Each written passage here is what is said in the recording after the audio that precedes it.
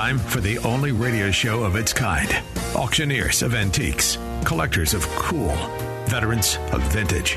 It's the Donnelly Auctions Hour on AM 560, The Answer. For the next hour, enjoy great information about buying and selling antiques and collectibles, and some interesting stories. Now, the Donnelly Auctions Hour. Hey, welcome back to the next installment of the Donnelly Auction Hours. I'm Mike. We're here with my brother Randy. Good morning. Donnelly, and afternoon. Yes, it's 1 o'clock already. My goodness. And right now we're in the middle, actually, of our gun auction going on right now today. And tomorrow is Military Relics, so we hope you go online and see all the great stuff we have up for that. But really what we want to start out with is our next upcoming auction, which will be this Friday night, July 19th, which is the Mancuso collection at Lake Forest Ferrari. Joining us now is Rick Mancuso. Rick, how you doing? Good. Good morning. So Friday's the big auction. Yeah, here we are. I mean, it's closing in. I can't believe. I mean, we've been working on this for at least a half a year already, and boy, now a week away. It's really getting exciting. And Rick, I'm really thank you for taking the time to come on today, because I have some serious questions about one in particular item that's in the auction, which is actually, out of everything in the auction, I think this is the big granddaddy of them all, and that's the 71 Corvette. Very interesting car. Oh, that it is. But, Rick, I have had so many calls on this car. People are interested in this nationwide, but the question that I keep coming up with is, we have it listed as an LT1, but people have said this is a ZR1. Which is correct? It's a ZR1. The LT1 is a different chassis package and a different engine package. Similar car, but not the same. Okay, so truly, did we make a mistake by calling it an LT1? It's just not an LT1. Yes, you made a mistake. Oh, my goodness, because the ZR1, that's the rare one. And speaking as a Corvette guy, a longtime Corvette guy, yes, that's a mistake. Yep. Wow. And a big one, okay? Because I don't know how many thousands of LT1s were made, and that's a great engine. There's versions of it still being used today. Uh-huh. And comparing it to the ZR1 Roadster 71, where they made one, that's a big difference. Well, here's again now. Correct me. So in ZR1 land, or ZR1 land, there were in 71 there may have been 8 made, but only one Roadster, and that's your car. That's what Chevrolet says. Wow. Because when I had the car originally, because I sold the car originally, which is a great part of the story, I sent a letter to Joe Pike, who was in charge of Corvette at that time, marketing Corvettes and writing Corvette news in those magazines. And he sent me a letter and said that they didn't have the world's greatest records, but he would look into it and keep records like they do today on every little thing. But he said, it looks like we made 8 ZR1s during 71, 7 coupes and 1 Roadster. And the Roadster that you're referring to, the one you have now, would be the only one that we ever made in 71. Now, there's rumors that there may have been one made in 1970. Not quite sure about that. I think there could be. But in 71, this is the one. Wow. I mean, it's just fabulous. But everything you've got in this auction is fabulous. And a lot of action we're getting on the 57. Can you tell us a little bit more about the 57? Now, is this the 57 Vet race car that you have up for auction? Did that actually, the body ever start as a 57 and get customized, or how did it obtain the look that it has today? It started as a street car. It was a street car for 2 years only. Uh-huh. And then became a race car in 59. and it's been a race car since then. The unusual part of this car is that it's been a race car with lots of documentation. It's raced in the Monterey Historics, which is really one of the top-level historic races. One going on in Chicago right now, which is the WeatherTech International, up at Road America, which is another wonderful top-level event. But this is won races at Monterey. It won concours races because it's so pretty and beautiful and striking to look at. And unusually, it's also street legal. So it's run the Colorado Grand, which is for cars generally 59 and older, but they have to be street legal. So it's extremely versatile. I've never driven this car. I've had it for about 2 years. And guys, I get the beauty of being able to see these cars every single day. So for me, I get to enjoy them 10 times a day as I walk by them. Driving them would be an added bonus. But could I back up to the 71 for just one please moment? do, yeah, because I'd love to spend as much time on that vehicle as you want. Because again, before the auction, this is the last time we're going to be on the air, and we're going nationwide. So please, let's promote this car. Well, the history on the ZR1 is really interesting. In the late 60s and early 70s, General Motors was real interested in SCCA racing and A and B production. A production Corvettes were big blocks. B production Corvettes were small blocks. They focused on the big block cars, 68, 69, 70, 71, with John Greenwood and Owens Corning and lots of other great privateers. And they did a lot of racing. That's when they started to enter them at the 24 Hours Daytona, and they entered them at Sebring, and they started doing very well. And General Motors started adding equipment to the cars that was different than what they would do to a normal 71 Corvette. So on an L88 package, which would be the predecessor of the ZR1 that we're talking about, it had different brakes, different rotors, different drive shafts, gearbox, radiator, fan shrouding, ignition wiring, shocks, springs, everything. Then the racers would take it and move it up from there. So in 70 and 71, they made the same chassis, but they put a solid lifter small block in the car, which was a basic LT1 engine, but bumped up in power by about 30 horsepower. The rumor is it's even more than that. They knew they'd take the engines out and rebuild them anyway.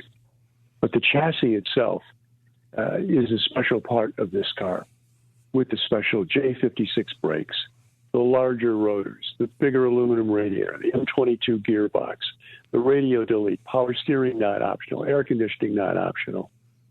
It was basically the chassis that you needed to go racing. And then the racers would take it and massage it up. So it started life as a street car. And at that time, I was working with my father at the Chevrolet dealership that my father and brother had. And a guy from the North Shore walks in named Richard Messerschmidt. He was an A production racer. Wow. He'd been racing the 69 Corvette convertibles in the aluminum ZL1 form, which is even rarer. Very few of those motors were even available, and only the serious racers could get them. Richard was one of them. And he told me that he wanted to order a ZR1 streetcar for himself. And I said, well, it's not available. He said, well, I think it'll be available. On the bottom part of your order blank, send it to Joe Pike at Corvette. Tell them this car's for Richard Messerschmidt, and they'll build it. And I thought, really? I don't believe any of that. I didn't say that. In those days, the way we would order cars from General Motors, it wasn't that long ago, I guess, we had a 3-part carbon form where we would check boxes off on the top half, where the option count, and then on the bottom half, you could write down any called special instructions. And then we would put it in the mail and mail it to General Motors, and that's how they would accept our orders to build cars. So I did exactly what Richard asked me to do. I filled out all the options on the sheet, and we mailed it to General Motors. I put the special instructions on the bottom. And 6 weeks later, here comes a truck, and there's a Steel Cities Gray ZR1 Roadster on the truck. Incredible. So they custom built this car in 6 weeks for him. For you, yeah. For him, yeah. I couldn't believe it. Wow. And he was such a fastidious micromanagement kind of guy. He goes, don't touch the car when it comes in. Don't take any of the cellophane off it. I will do all of that. Don't wash it. Don't touch it. I don't want anyone touching this car except me. Wow. And then he had it for several years. But I bought it back in 74 or 5, and then bought it and sold it, had it for 4 or 5. My wife drove it for a couple of years. Rick, and I lost track of it. We need to take a quick break now, but you will come back on the next segment, correct? You've got time to stick with us, yes? Yes. Wonderful. We'll be back with Rick Mancuso. Incredible stories about the cars we have coming up in the auction, which is next Friday. And you're listening to the Donnelly Auctions Hour. We'll be back in just a second, right after the break.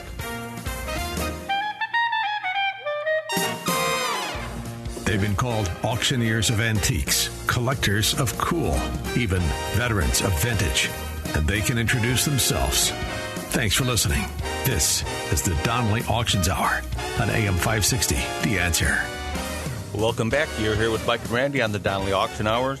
Right now we're talking with Rick Mancuso about our upcoming auction.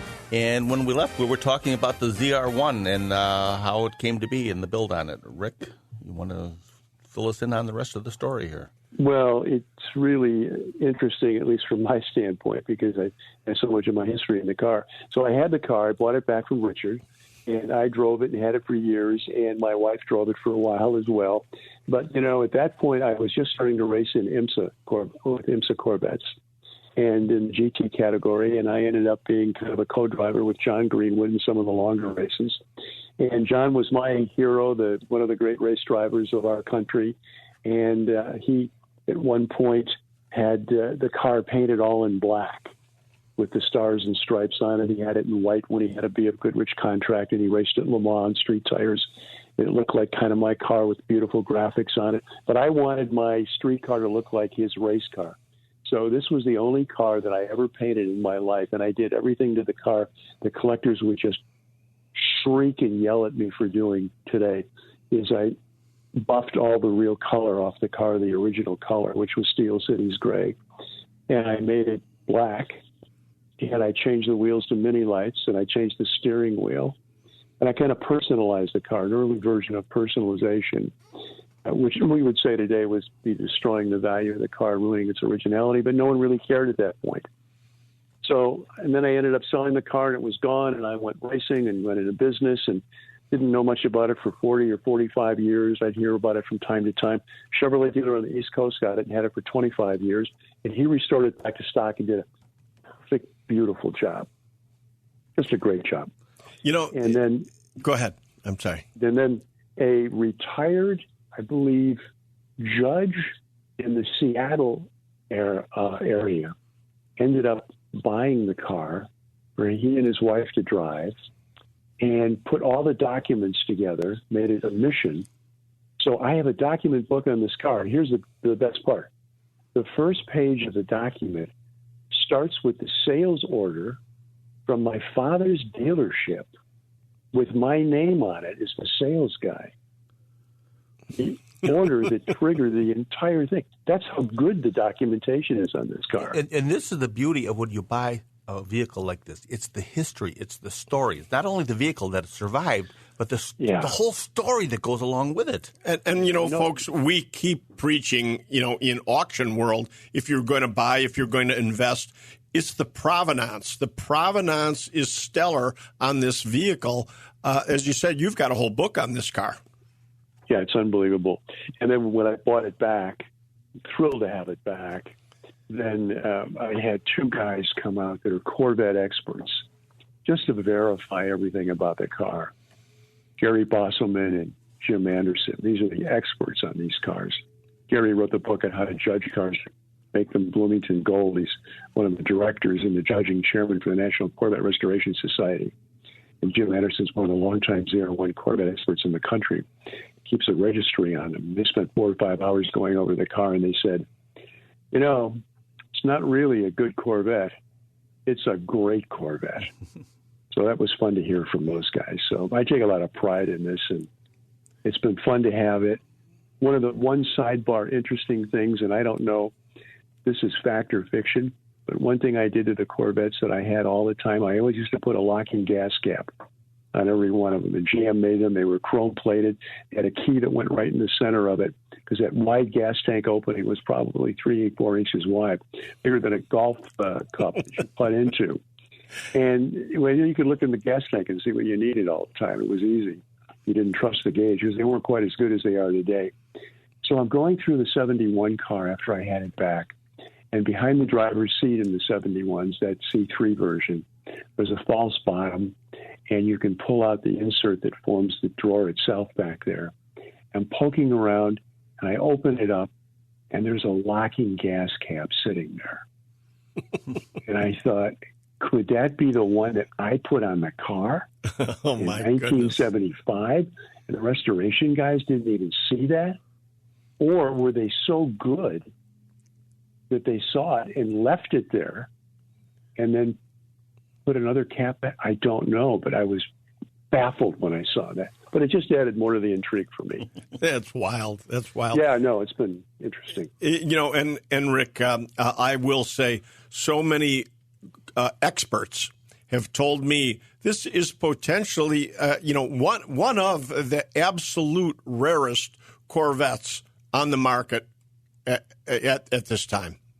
Well, if you go to Google and put in 1971 ZR1 Corvette Roadster, technically they're called Roadsters. I'm old school on that. That means convertible, but we used to call them Roadsters in those days.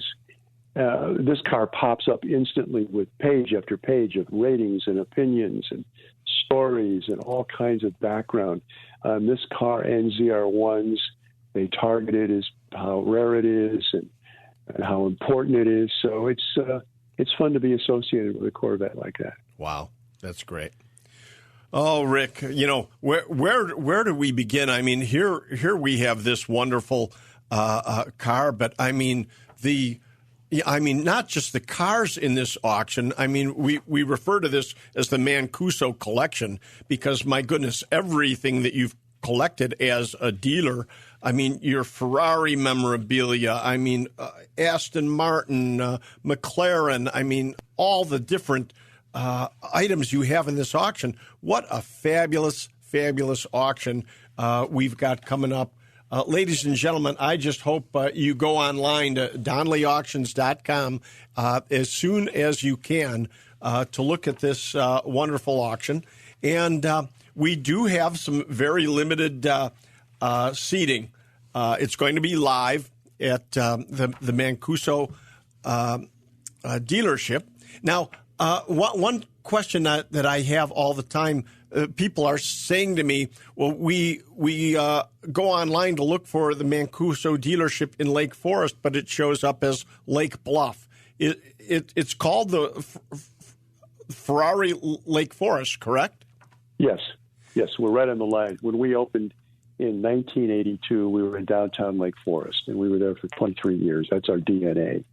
So if you just go to Ferrari of Lake Forest, you'll find us, and our mailing address shows Lake Bluff. That's correct. Beautiful. Okay, now, again, if you want tickets to this auction to be there live, you will have to contact us, ASAP, because we only have a few tickets left to attend this auction. But you can also go online. You bid online or do phone bids with us, and viewing is by appointment only, so you have to call for that.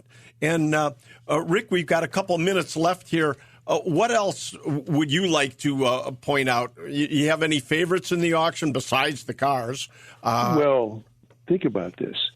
This memorabilia items, none of them were ever available to the public. They were only available to the dealers.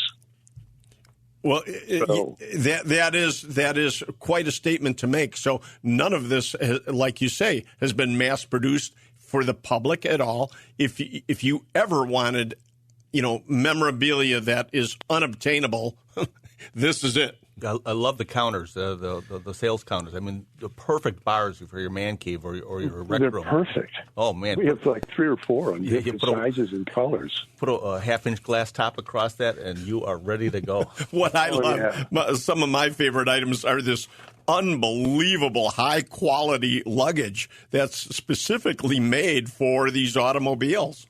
I mean, and the engines.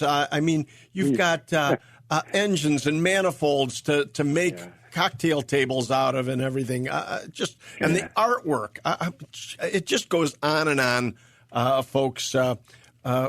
Rick, your collection is fabulous. I just don't even know what more to say about it other than this is a once-in-a-lifetime, ladies and gentlemen. It's never been available for sale before.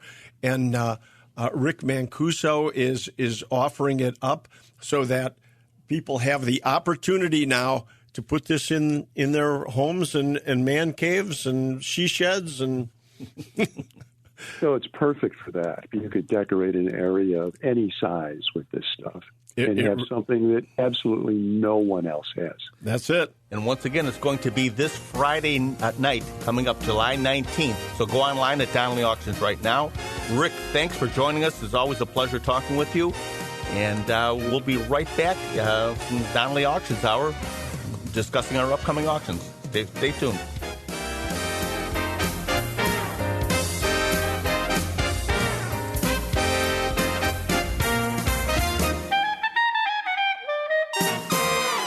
You're listening to the Donnelly Auctions Hour on AM 560. The Answer. Welcome back to the Donnelly Auctions Hour here with Mike and Randy Donnelly. And Donnelly Auctions is located just 45 minutes northwest of O'Hare Airport, just off I-90. So we're really close to everybody here in northern Illinois. And, we're going to be talking about other auctions, but I just one more time want to thank Rick Mancuso for being on the air with us today. What a class act this gentleman is. Owns the Ferrari dealership in Lake Forest. And, of course, as you heard in the last half hour, we've got his auction coming up July 19th. That's this Friday night, yeah. So go That online. it is. Go online. Everything's up there now. You can bid online, or if you want to come see it live, you're going to have to get tickets. So you're going to have to contact us because there's only 50 seats available. And I don't even know how many tickets we have left. Not a few, but not too many. And to that point, also though, if you need to see things live and you're not even coming, you can make arrangements by calling us for a preview. Yeah, you can call 815-923-7000 and get all the info you need from our girls. That's good. So, Mike, what else? Gosh, we've been so busy. We've been running around the city like chickens here. I mean, just all over the place, picking merchandise up for these upcoming auctions. Yes. What do we have after the Mancuso collection? Coming up July 25th, that's our collectible knives auction, and that's an online auction only. You can go up now. Everything's online.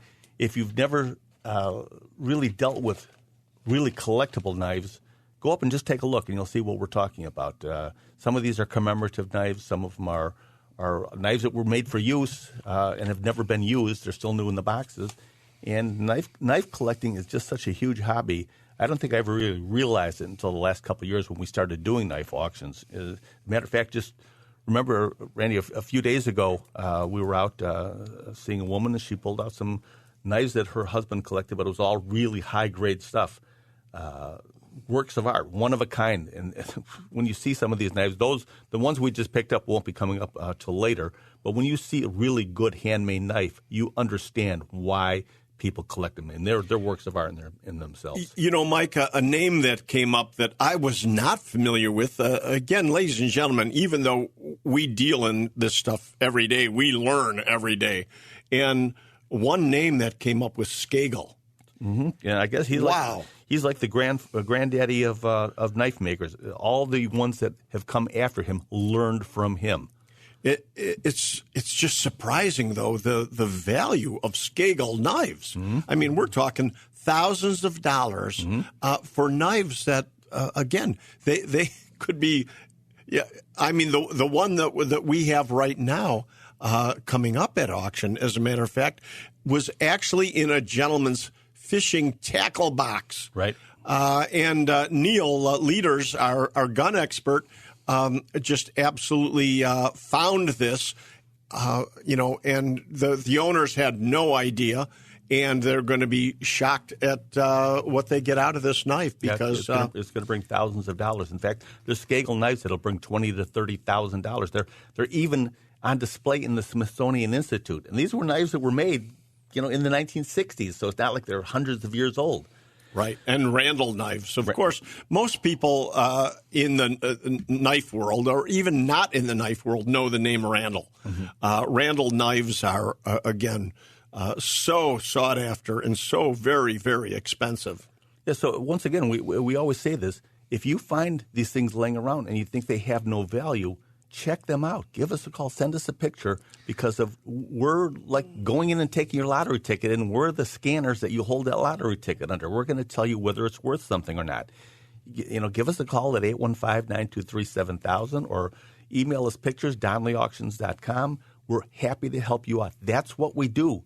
Because if we see something of value, we're going to tell you because not only you're going to make money on it, but that's how we make our money too. So we don't let things fall through the cracks. So just be careful about putting stuff out for garage sales or throwing it in the trash before you check it out. You bet. So what else, Mike? What else is coming up? After July 25th, then we roll into our coins and currency auction, which is another online auction. That's on a Thursday, August 8th, online. And I believe that's already up online. Ryan, our coin expert, has put together a really nice selection, collectible, and there's bullion in there. There's all types of things, paper currency in this one. So it's going to be a really nice auction. And again, you'll have drawers full of change or stuff stashed away. Silver dollars. Everybody has silver dollars. Check them out. I mean, everybody thinks a silver dollar is worth, $20, $30. Wrong. I mean, there's silver dollars that are worth thousands of dollars, even in poor condition because of their scarcity. So you have to check them out. You're so right, Mike, because what a lot of people are doing right now is turning in their money for scrap. Their coins, I should say, for scrap.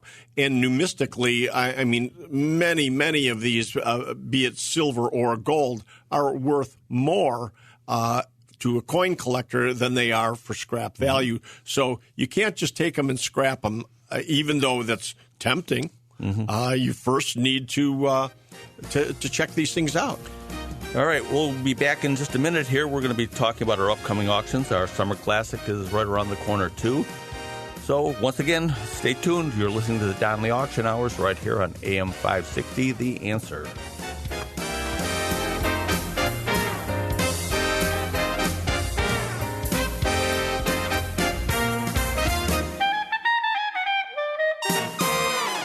More of the Donnelly Auctions Hour on AM 560. The Answer.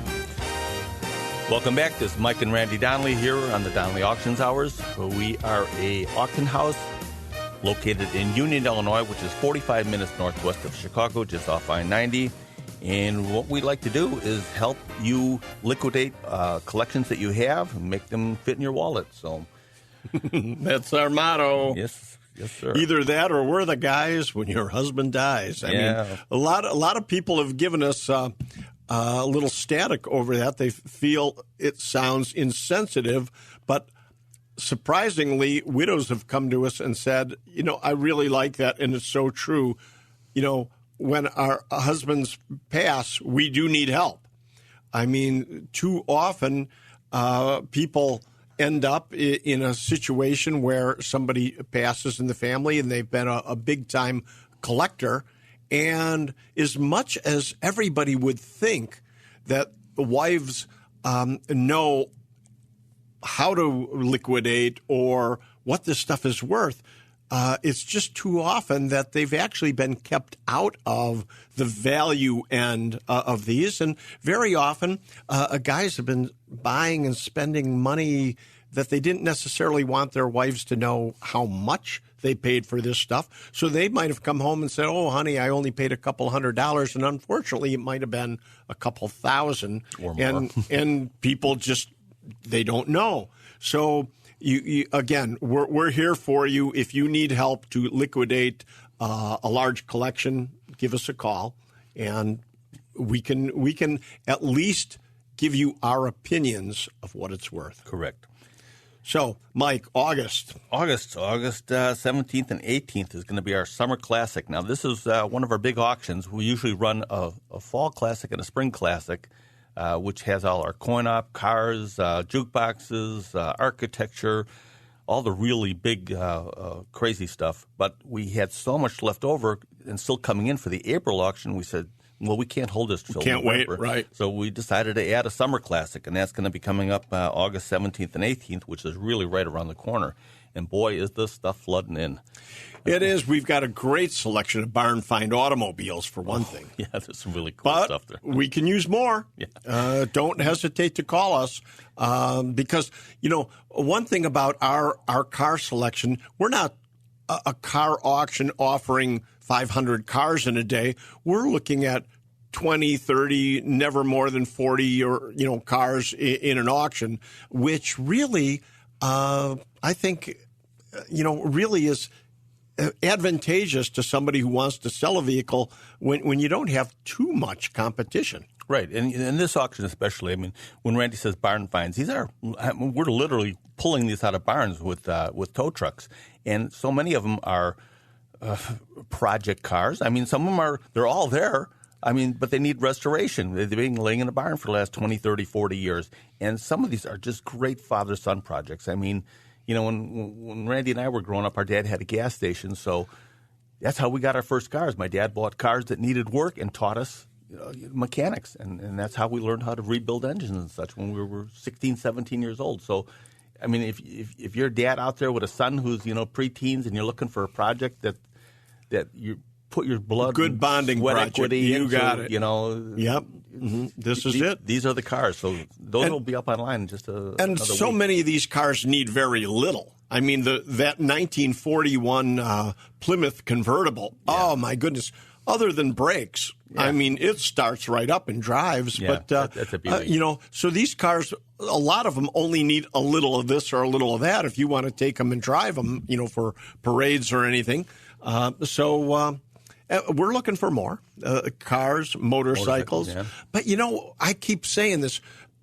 Up until this last auction, it seemed like I would always find a collection of gas pumps or a big collection of porcelain and neon signs, automotive Petroliana, we refer to it as.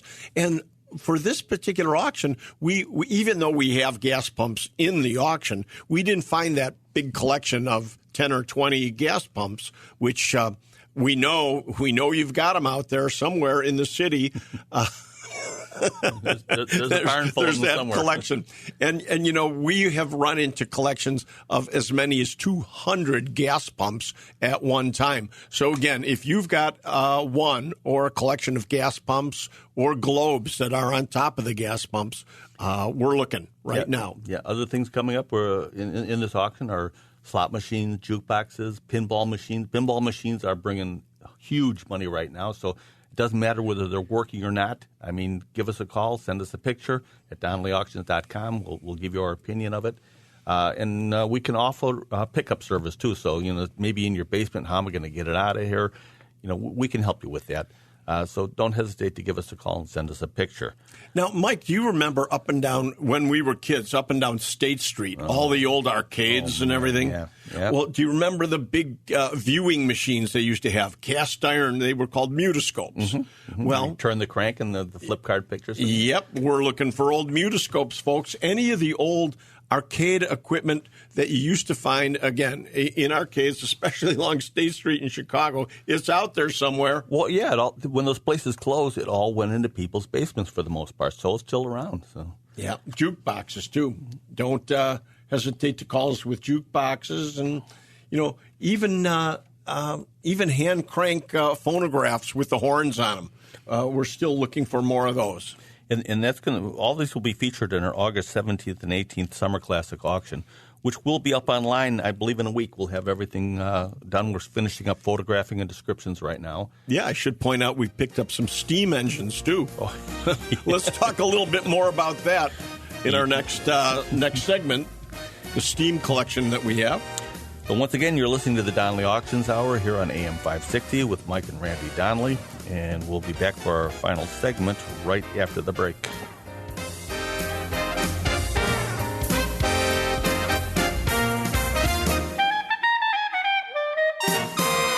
The Donnelly Auctions Hour continues now on AM 560, The Answer. Welcome back. You're listening to Mike and Randy Donnelly here on the Donnelly Auctions Hour. We're talking upcoming auctions.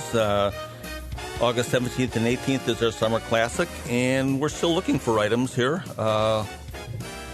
Always have room. Randy, I got to talk to you about this. The other day, yesterday, 2 days ago, I'm sitting there, and all of a sudden, Tucker, the dog, starts barking. I said, what is he barking at now? And I look out in the parking lot, and there is an airplane sitting in our parking lot. What was going on out there? Well, you may not know this, Mike, but we bought an airplane. So, yes, we'll auction airplanes, as a matter of fact, but we bought this airplane because I thought it would make a unique sign, Mike. So, yes, we're going to add an airplane in our parking lot for a sign to show that we not only buy, but we auction military relics all the time. So this airplane is going to be painted up as a warbird in our parking lot for advertising. That's what that is, Mike. Somehow, I think the cheapest part of it was buying the airplane. I agree. But, you were talking earlier to me on our way in today about mentioning about private placement for collections. Yeah, there's a lot of times people have these huge collections and expensive collections, and they don't want to send them to the auction. They'd rather find somebody who wants to buy the entire collection. And believe it or not, there's a lot of people out there that buy like that. They want to buy entire collections to add to their own collections. So if you have something, a big expensive collection, we have buyers for it all over the world. And it's important to mention this because I know folks, a lot of people don't necessarily want to sell a lot of people are nervous about an auction. I mean, we sing the praises of auctions because we see the results. But for the people who absolutely don't want to go the auction route, we still find private placements all the time. As Mike said, we've got collectors all over the world, and we can sell, $1 million collections privately for you. It does not have to go to auction. We also buy collections, too. So many ways that you can sell your collection. You can sell it privately to us. You can have us auction it, or you can have us find buyers for you. Yep. And other things we're looking for, some guy called me the other day from down south. I'm going to have to be making a trip down there. Sorry to tell you that, Randy, but I got to go down south to look at 5,000 movie posters. Wow, there's a collection. Man's in his 80s, and they're all from the 60s and 70s. So to me, it's like, some of the movie posters have gotten so old and so far out of people's memories. I mean, the stuff from the 60s, he's naming off, Paul Newman posters and the early Star Wars posters. I mean, this is the stuff that people are really collecting now. So again, we see all the time. Sometimes when it gets a little too old, it's out of people's memories, and it's not as valuable. What do we call them? Dinosaur bones. Yes. When it gets too old, it's a dinosaur bone in our vocabulary. So once again, you can view all of our upcoming auctions at DonnellyAuctions.com. We encourage you to do that. Please, if you have anything that you want to check out the value on, give us a call at 815-923-7000. Or you can email us at DonnellyAuctions.com. We're located just 45 minutes northwest of O'Hare off I-90 in Union, Illinois. And it's Donnelly Auctions, DONLEY Auctions.com. So I guess that's it for the week. And on behalf of everybody here at Donnelly Auctions, I'm Mike. And I'm Randy Donnelly. And we'll see you at the auction. Thanks for listening to the Donnelly Auctions Hour on AM 560, The Answer.